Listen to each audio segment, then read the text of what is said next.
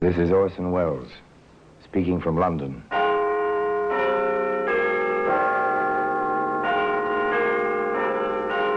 The Black Museum, a repository of death. Yes, here in the grim stone structure on the Thames, which houses Scotland Yard, is a warehouse of homicide, where everyday objects, a dictionary, a stenographer's notebook, a clothes hanger, all are touched by murder.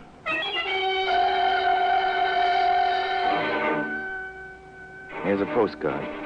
It's a familiar object, slightly soiled in its passage through the mails. Usual cancellation over the stamp, an ordinary address, 29 St. Paul's Road, London. The message? Oh, yes. On the message side, a drawing, rather well done, of the rising sun. Rather a conventional representation, isn't it, Sergeant? Yes, sir. Conventional, still a rather unconventional matter. Murder? Yes. Yes, it is unconventional. You know, Sergeant, I've often wondered why they hold so many executions at sunrise. Why they end lives at the beginning of the day. Anyway, that postcard today with the rising sun on it can be seen among the other exhibits in the Black Museum.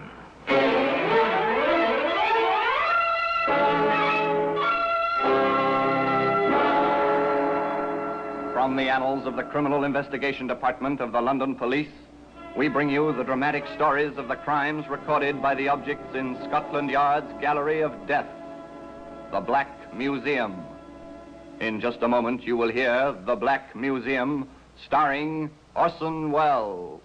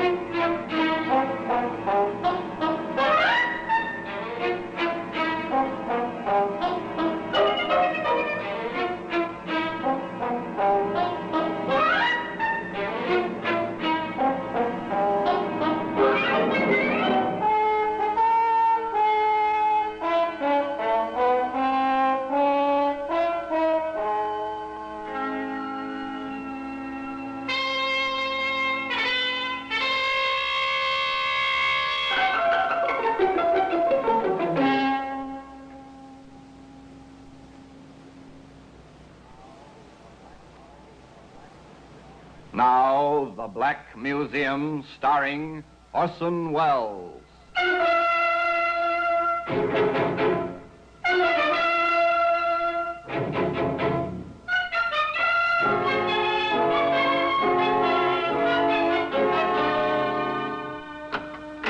Well, here we are, in the Black Museum. Scotland Yard's Museum of Murder. Yes, here lies death in a variety of forms, swift or slow, merciful or cruel. Death is here, laid out, remembered in detail, and perhaps waiting to strike again. Here's a typewriter. This is an instrument of death. Yes? Worthy of the Black Museum, definitely. The criminal care, the vicious planning that went into its use, till the person who received the letters written on this machine, in desperation, took her own life. There's a child's toy, a tiny metal airplane. It's rusty in places. The propeller doesn't turn anymore, but there were fingerprints on this. They placed a killer at the scene of the crime, for which he was hanged. Now, here we are, the postcard. The postcard with its drawing of a rising sun. It's clear at once that a skilled hand drew this tiny picture. In this case, many things were clear almost at once, and conclusions were drawn. However, that, of course, is the story which begins for us as Alfie Vine and his elderly mother turn into the entrance of 29 St. Paul's Road, London. Alfie, I refuse to go a step further until you've told me what this is all about. I'm surprising you, Mums.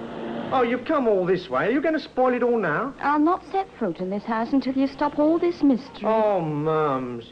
Well, this is where I've got my rooms. You're living here? Oh, 29 St. Paul's. You know the address. It's rather dirty. My place is all right. It's only the outside, and it's cheap. Alfie, You've not wanted to show me this before. I want to show you the girl who's waiting upstairs. Alfie, you haven't gone and got married. Not yet, Mums, but we're planning, so I want you to meet her. All right. I'll go in. They went in. The shabby young man, the rusty, black-clad, gray-haired woman. They climbed the stairs, one flight only one, but enough for Mrs. Vine to see the scabby walls, the dirty stair rail, the untidy hall. Alfie placed his key in the lock and turned it and opened the door. Light from the window revealed a single room, a washstand, a bed. The mother had reason to scream. There was a young lady on the bed, clad in the remnants of a nightgown. The gown, the sheets, the pillow were blood-stained. Why wouldn't they be? The young lady's head had been severed from her body. His mother, given into the care of a neighbor, Alfie Vine summoned the police. Shortly thereafter, he faced Inspector Wood and Sergeant Cross of the CID, Scotland Yard. It's obvious, Vine, that this Alice Cortland was, or should we say, more than a fiancée to you. We was married. I didn't want my mother to think we'd gone and done it without her knowing, so we planned to do it over again after Mum's met her. Yeah. Where were you last night, Vine? Working? Oh, you can check. I'm a postal clerk, night shift. Where? Charing Cross substation. Oh, check that, Sergeant. Yes, sir, of course. You work nights a lot, Vine? It's a split schedule, Inspector. 2 or 3 times, sometimes more a week. You don't think I'd done Alice in, do you? We're not thinking anything yet. Not until we find out from the lab exactly when she died. Poor Alice. She didn't have much of a life. Nothing to depend on till she met me. What did she do at night while you were working? I never asked. We trusted each other, we did. I see. Sergeant, I want the neighborhood. The inspector was skeptical. You could hear it in his voice. The story was odd, to say the least. It became a trifle more odd when Sergeant Cross reported. They knew her all right. Every bar in the district, but not as Alice Vine. In most places, she was Daisy Cummins. Inspector understood. Came as no surprise, therefore, when a frightened little man, a Marty Shaw, ship's cook on leave, turned up at the yard. Yes, sir. I knew Daisy, but I wasn't with her Wednesday night. No, sir, not then. When did you see her last? That was Tuesday night, Inspector. And before that? Monday, and Sunday too, sir. We had dates, Daisy and me, whenever I was ashore. Always had a few drinks together at the York, at the Rising Sun, places like that along St. Paul's Road. Mm-hmm. But not Wednesday night? No, sir. Not the night she got herself killed. No, sir. Why not? Well, she had a date with somebody else, sir. Oh, how do you know? Well, I saw him, sir. In the Rising Sun. I saw him. Mm-hmm. Were you jealous? No, sir.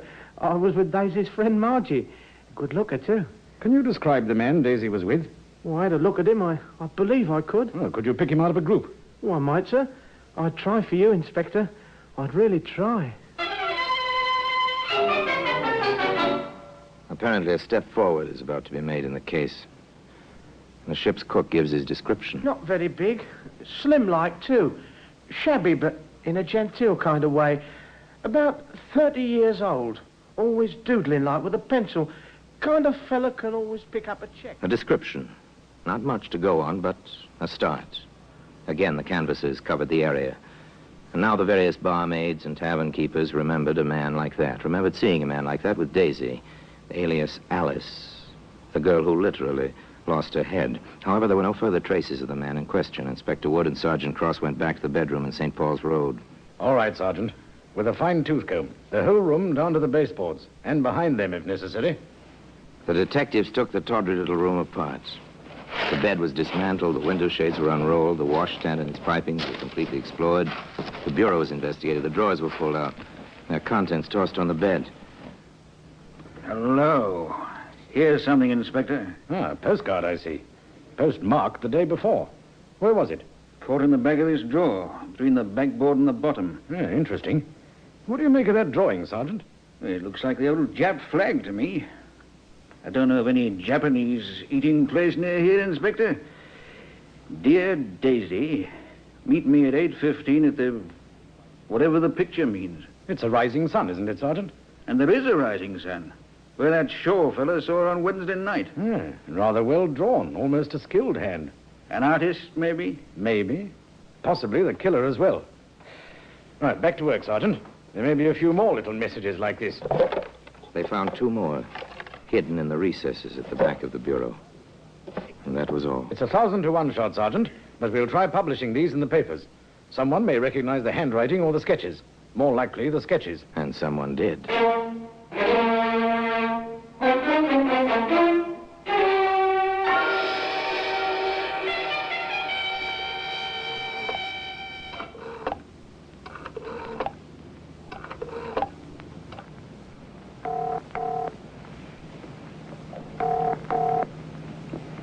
Hello?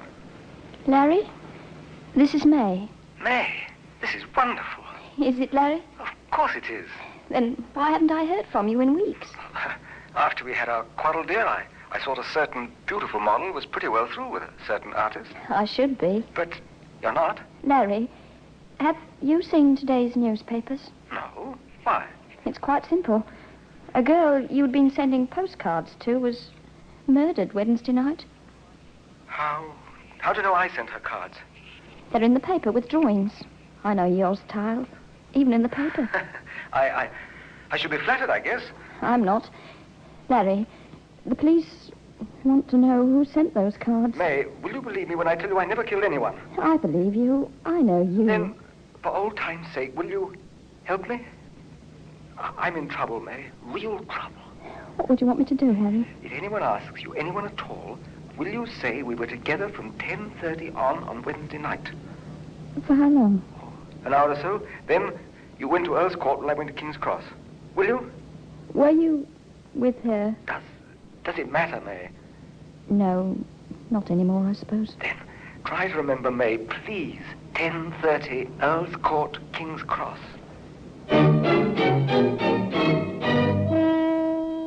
May Hester, artist model, once upon a time in love with an artist named Larry, and now asked to provide an alibi. In fact, asked to provide an alibi which might never be needed. May Hester lived with what she knew for a day or so, and then, half reluctantly, her feet and her conscience took her to an office in the old building on the Thames. I understand your position, Miss Hester. I'm grateful you came to see me. I don't believe he killed her, Inspector, but as long as you're looking for him, you won't be looking for the right person, will you? Well, that's one way of saying it. Miss Hester, Yes, Inspector? I think you'd better give me his name. It's Larry Duncan. Mm-hmm. Do you know where he lives at present? May Hester knew.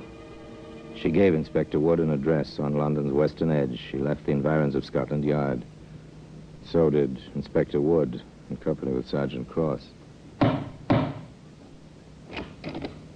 Mr. Duncan? Yes, I'm Duncan. I'm Inspector Wood, CID. My credentials. This is Sergeant Cross. Will you come in, gentlemen? No, thank you. I'm afraid, Mr. Duncan, we have to ask you to come out with us. We need to ask you a few questions, and it'll be more convenient down at the yard. Well, today, the postcard with a little picture of the rising sun on it is part of the exhibits in the Black Museum. In just a moment, we will continue with The Black Museum, starring Orson Welles.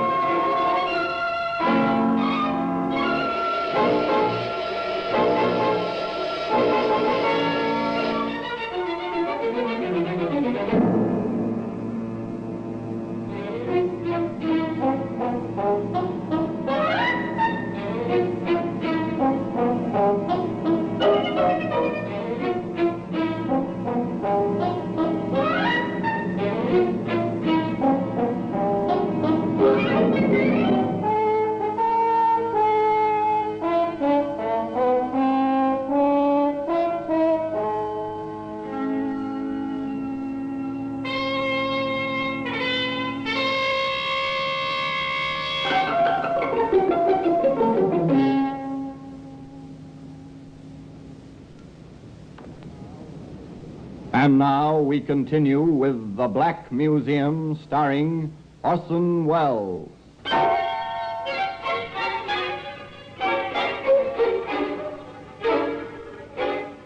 Larry Duncan was held on suspicion of murder. The inspector was convinced of his guilt. Duncan protested his innocence. The family called in a famous defender, but despite the presence in the case of Sir John Cripps, Scotland Yard charged Larry Duncan with the murder of Alice Vine, alias Daisy Cummins, and preparations for the trial went forward. Sir John conferred with Larry.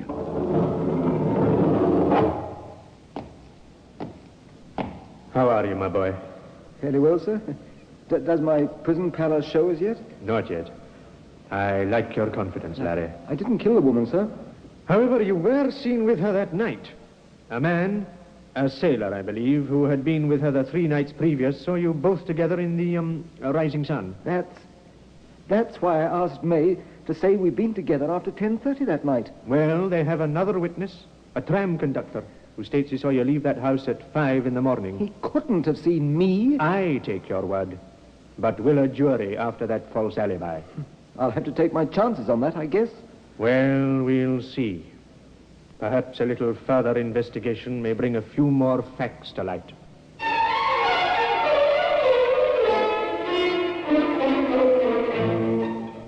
Sir John Cripps proceeded toward a few more facts. But he kept what he learned very quiet. Not until the trial itself did he reveal his strategy or the evidence he expected to produce. In fact, the first move came sometime after Inspector Wood and Sergeant Cross had placed the police case in the record. The tram conductor, one Charles Powers, was on the witness stand. And are you certain, Mr. Powers, that the prisoner in the dock is the man you saw leaving 29 St. Paul's Road that morning? I am that, sir. Positive. How, Mr. Powers? By his walk, sir. He has a kind of free-swinging stride. Thank you. You may cross-examine. Thank you. Mr. Powers, let me refresh my memory.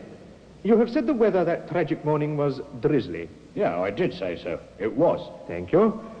And that you saw the man quite clearly by the light of a lamppost. Yes, sir, that's correct. And further, that you heard a church clock in the vicinity strike 5. I did.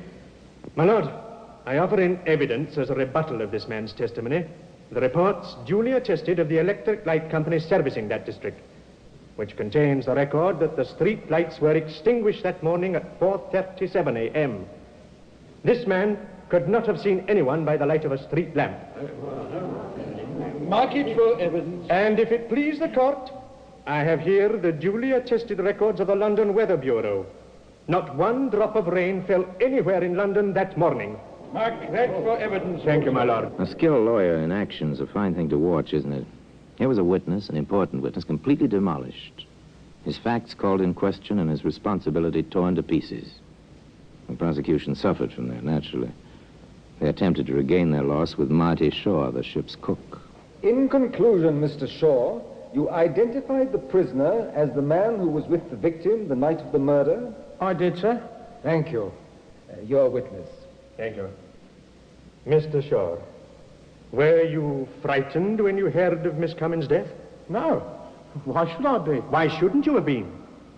After all, Mr. Shaw, by your own testimony, you spent Sunday, Monday, and Tuesday evenings with Miss Cummins. She was killed on Wednesday. Why shouldn't you have been frightened? You mean because I was the next man to the prisoner? Next man to the murderer, perhaps. Not next man to the prisoner. Maybe I was. You realized, didn't you, that your position might turn out to be unpleasant? Yes, I guess I did. And you discussed the matter with another lady friend of the deceased? What if I did? Nothing. Nothing at all. Except perhaps that from this woman you obtained a detailed description of a certain friend of Miss Cummins, and from that description you picked out the prisoner at an identification parade? Well, Mr. Shaw, answer me. Speak up, Mr. Shaw. The judge and the jury want to hear your answer. So do I. Yes, sir. I did that. Thank you, Mr. Shaw. That is all.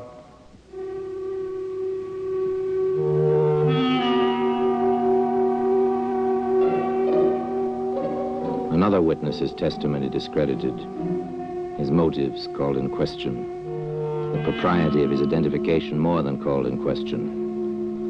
The courtroom crowd was making bets as it filed out after the first day. The odds were swinging away from the prosecution and toward the young man who sat quietly in the prisoner's dock, sketching. After all, Larry Duncan was an artist. But an artist wants to keep the record of his experiences, even when his life hangs in the balance.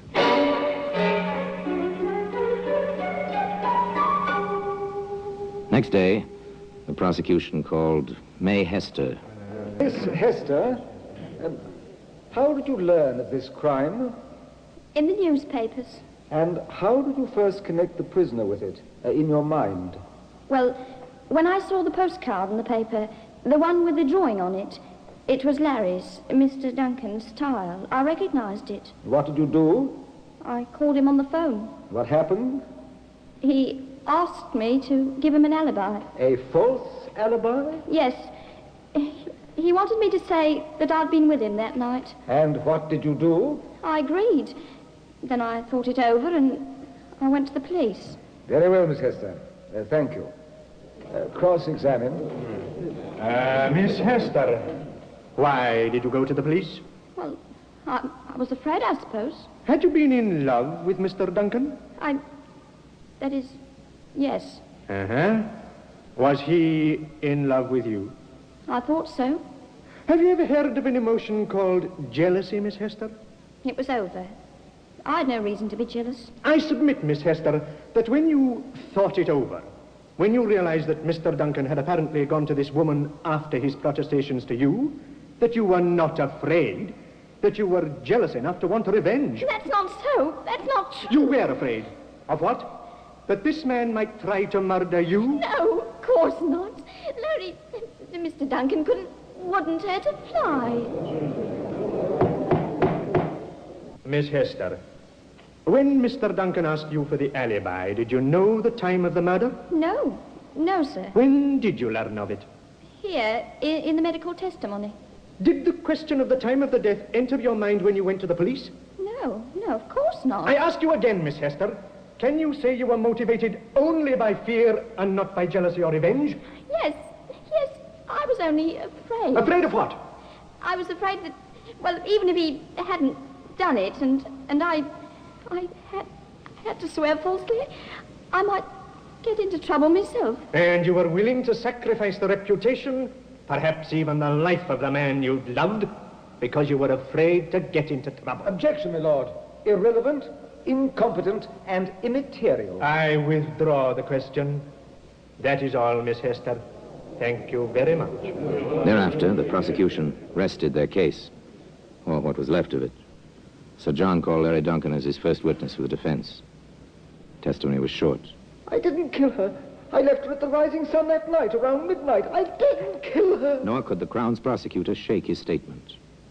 Next and last witness for the defense, one David Wallace, a ticket agent on a suburban railroad. Mr. Wallace, what is your address? 26 St. Paul's Road. What time did you leave your house the morning after this killing? My regular time, sir. 5 minutes to 5. Uh-huh. Did you see anyone that morning? Yes, sir. A man going in the opposite direction. Only one man? Only one, sir. Are you conscious that you have a rather free-swinging stride? Oh, I do it on purpose, sir.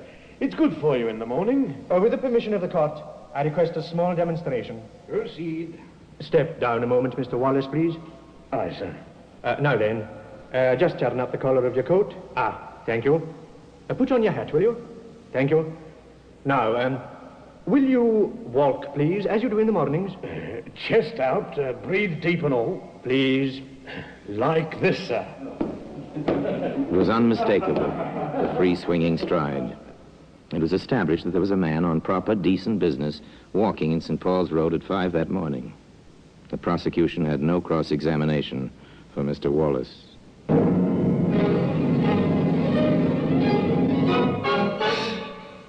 The Crown summed up. Sir John summed up. The judge's charge was brief and to the point. In cases such as this, if there is any reasonable doubt in your minds, gentlemen of the jury, it is incumbent on you to give the prisoner the benefit of that doubt. At 8:30 the same evening, the jury filed back into the box. The clerk solemnly intoned the old question. Have you reached a verdict? We have. Again the clerk spoke. What is your verdict? We find the accused not guilty.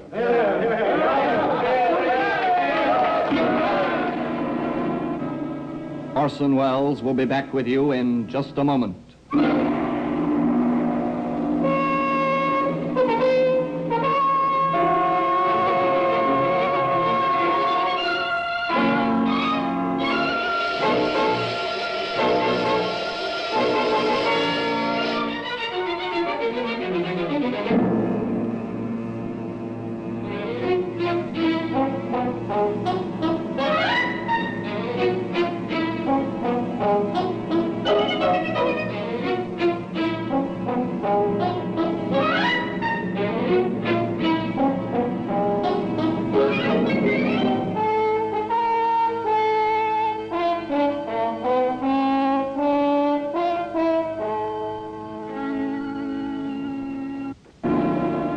Today, that postcard, whatever it may mean with its rising sun, reposes in a place of honor in the Black Museum.